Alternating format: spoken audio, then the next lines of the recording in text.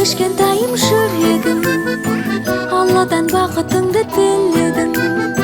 Сен шын бақсың, ең қымбатсың, сен деп өмір сүремін. Сәлем, менің Босақ әкемен анасым.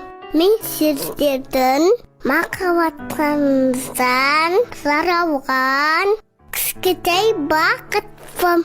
Бірақ та кішкентай болсам да, үлкен қуаныш сыйлайтыныма сенімдімін.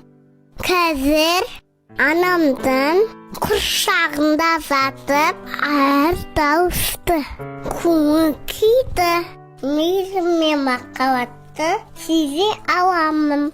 Әкем нағыз ер азамат болса да, жүрегінің өте жұмсақ екенін біліп қойдым.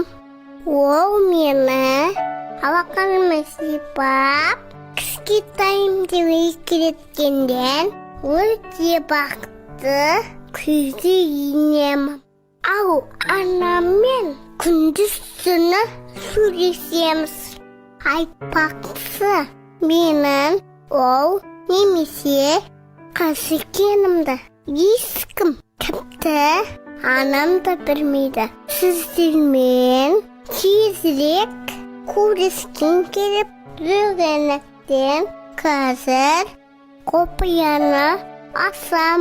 Бірақ мен дүниеге келгенде бәріміз керемет көңіл күймен ойлаймыз деп уәде беріңіздер. Уәдеме жарайды, сендім. Сәлеммен Босақ. Әлімжан мен Мадинаның